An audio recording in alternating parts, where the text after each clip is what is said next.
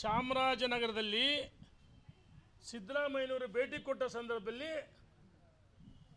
ಮುಖ್ಯಮಂತ್ರಿಗಳ ಕುರ್ಚಿ ಭದ್ರ ಇಲ್ಲ ಅಂತ ಅವರಿಗೂ ಗೊತ್ತು. ಕಳೆದ 2 ತಿಂಗಳ ಹಿಂದೆ ನನ್ನ ಕೊನೆ ಅಧಿಕಾರ ಅಂತ ಹೇಳಿದ್ರು. ಕಳೆದ 2 ತಿಂಗಳ ಹಿಂದೆ ಭಾಳ ದೊಡ್ಡ ವೈರಲ್ ಆಯ್ತು. ಯಾಕೆಂದರೆ ಭ್ರಷ್ಟಾಚಾರ ಇಡಿ ಈಗಾಗಲೇ ನೋಟಿಸ್ ಕೊಟ್ಟಿದೆ, ಅವರ ಕುಟುಂಬ ಸದಸ್ಯರಿಗೆ ತನಿಖೆ ಆಗ್ತದೆ ಮತ್ತು ಲೋಕಾಯುಕ್ತಗೆ ಇಡಿ ವರದಿ ಕೊಟ್ಟಿದೆ.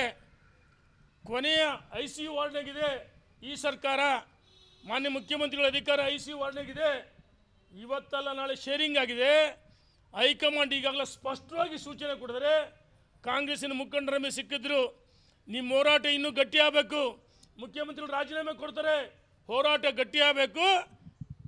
ಮಾನ್ಯ ಮುಖ್ಯಮಂತ್ರಿಗಳು ಆತ್ಮಸ್ಥೈರ್ಯವನ್ನು ಕಳೆದುಕೊಂಡಿದ್ದಾರೆ, ರಾಜೀನಾಮೆ ಖಚಿತ.